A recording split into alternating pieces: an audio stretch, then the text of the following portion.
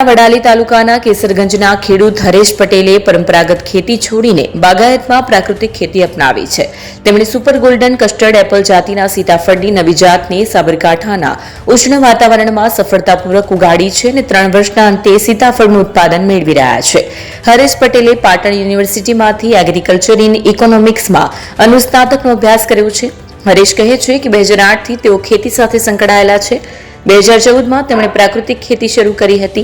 તેમના શૈક્ષણિક અનુભવોના કારણે તેઓ બાગાયતી ખેતી તરફ આકર્ષાયા હતા. તેમણે 4 એકર જમીન પર સીતાફળના વૃક્ષોનું વાવેતર કરીને સફળતાપૂર્વક સીતાફળનો પાક ઉગાડ્યો છે. હરેશભાઈએ વધુમાં જણાવ્યું કે સુપર ગોલ્ડન કસ્ટર્ડ એપલ જાતિના સીતાફળની ખેતી શરૂ કરવા માટે કુલ 3 લાખ રૂપિયાનો ખર્ચ થયો હતો, જેમાં બાગાયત વિભાગ દ્વારા તેમને 50,000 રૂપિયાની સહાય પ્રાપ્ત થઈ હતી. સુપર ગોલ્ડન કસ્ટર્ડ એપલ જાતિના સીતાફળનું વાવેતર શરૂ થયાના 3 વર્ષ પછી હવે ઉત્પાદન શરૂ થયું છે, જેમાં પ્રતિ કિલો 150 રૂપિયાના ભાવે સીતાફળનું છૂટક વેચાણ કરે છે. વધઘટમાં બજારના ભાવ અનુસાર પણ સીતાફળનું વેચાણ કરવામાં આવે છે.